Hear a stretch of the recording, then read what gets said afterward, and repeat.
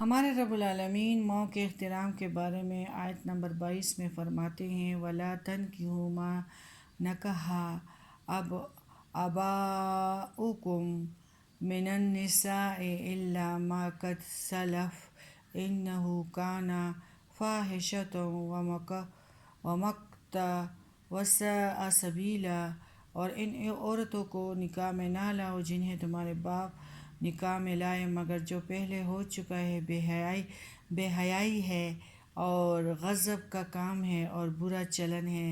لا تنکحوا نکاح میں نہ لاؤ عربی میں نکاح کا لفظ خاوند بیوی کے تعلقات کے معنوں میں استعمال ہوتا ہے۔ یہاں عقد اور ازواجی تعلقات کے دونوں معنی مراد لیے جا سکتے ہیں۔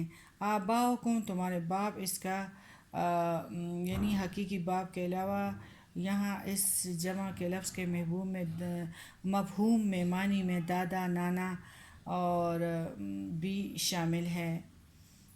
ما نکح آباؤکم جنہیں تمہارے باپ نکاح میں لائے، یہ جاہلیت کے زمانے کے اس ناجائز دستور کی طرف اشارہ ہے جس کے مطابق ستیلی ماں سے بھی نکاح کر لیا جاتا تھا اور اس سے وہ معیوب خیال نہیں کرتے تھے۔ جاہلیت کے زمانے میں لوگ اپنی ستیلی ماں سے نکاح کر لیا کرتے تھے۔ یہاں اس بات کی ممانعت کی گئی ہے کہ جن عورتوں سے تمہارے باپ نے نکاح کیا ہو ان سے نکاح جائز نہیں ہے۔ یہ بے حیائی اور اللہ کے غضب اور نفرت کرنے کی بات ہے۔ اور بہت سے تمہارے باپ نے نکاح کیا ہو ان سے نکاح جائز نہیں، یہ بے حیائی اللہ کے غضب اور نفرت کرنے کی بات ہے اور بہت برا طریقہ ہے۔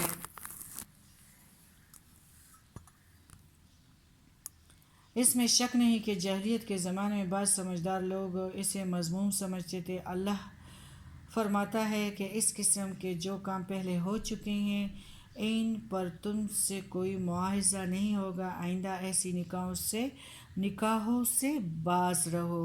اس نکاح کی ممانعت کے لیے قرآن پاک نے 3 لفظ استعمال کیے ہیں، تینوں سے الگ الگ اشارے ہیں۔ فاحشۃ بے حیائی، اس لیے کہ اس قسم کی نکاح عقلی لحاظ سے بھی بجائے خود بڑی بے حیائی کی بات ہے۔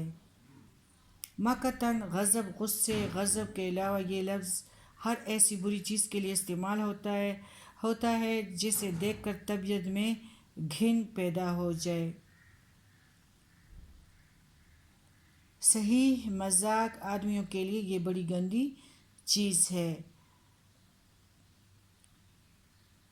ساء سبیلاً برا چلن، ساء برا، ان کے معنی میں لفظ سوء بھی استعمال ہوتا ہے۔ سبیلا چلن یعنی لفظی معنی راستے کے ہیں، اس مناسبت سے یہاں چال چلن کے معنوں میں یہ لفظ استعمال ہوا ہے، یعنی ایسی بری چیز کے لیے یعنی جس کو دیکھ کر طبیعت میں بھی انسان گھن محسوس کرے۔